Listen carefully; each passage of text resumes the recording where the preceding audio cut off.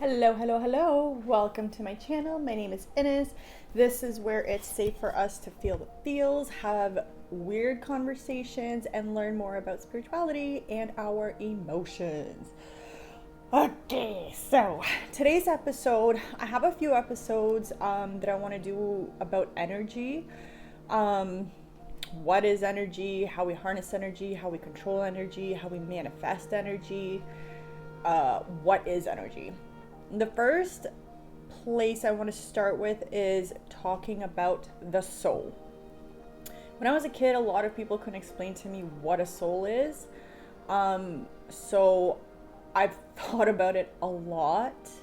And this is my weird take on it. So I do have very specific episodes coming out about actually healing and processing, but I feel like all of our mental processing or all of our mental thoughts and programming actually stems from our emotions and emotional intelligence and our ability to process our emotions and regulate our emotions.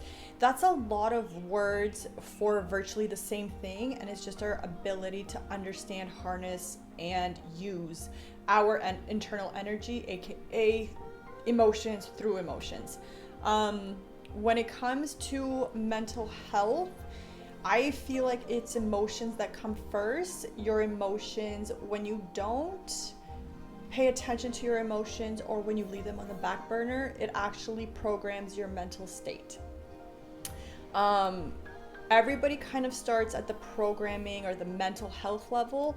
I personally feel like it's all emotional. Now, obviously, there are exceptions to that. However, on a majority front, everything has to do with emotions. A great example I can give you is the epidemic of anxiety. Everybody has anxiety. And in the last few years, it's been very relevant.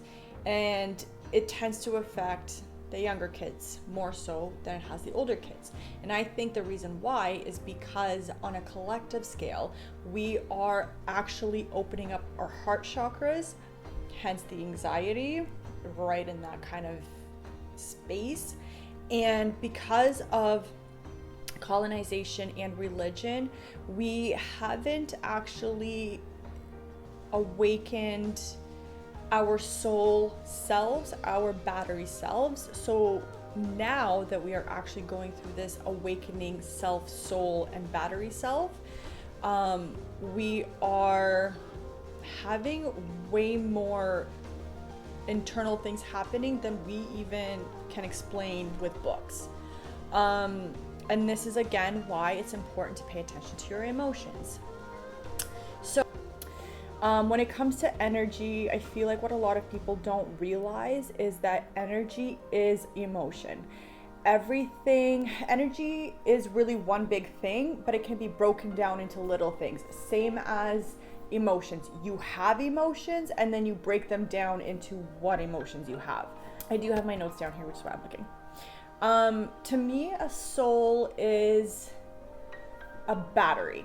It is a piece of source, a piece of creator, and that is something that lives within you that allows your physical vessel to have life. It literally brings life to your physical vessel. Our body is our temple, is our physical vessel. When we talk about the levels of soul, we can actually talk about dimensions. So the 3D, the third dimension, is kind of having a soul, having the ability to, like, it's on, but it's not actually being used. So essentially, I would say battery is off or idling or on standby. 4D, the battery is on and running. When I say battery, I mean the piece of source, aka the soul. 5D is the battery is in full use, expansion of existence, aka expansion of your emotions, aka emotional intelligence, and expansion of the mind. And this is essentially what we're going through as a collective. We're upgrading to 5D, meaning that in the past, we haven't really utilized, in the recent past, we haven't really been utilizing our ability our soul, our battery life to its full potential, the soul is deep within you. It is part of the creator. The creator, when he creates, you can picture him as the sun, and all of his sun rays are almost like fragments or essence of his soul. And when he creates one of us, he takes a piece of his own soul, of his source, and he gives it to each one of us, therefore creating our own internal life. When I picture the soul giving us life, this battery powering us up, what I'm picturing is this sort of energy, or you can kind of look at it as like electricity going from the soul throughout your body. And this essentially creates energy and it uses energy to grow and thrive or just stay turned on.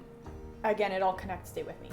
So when we look at the psychological state of being, there is a lot of generational trauma, past life trauma that gets passed down to us through unhealed emotions, unhealed soul energy.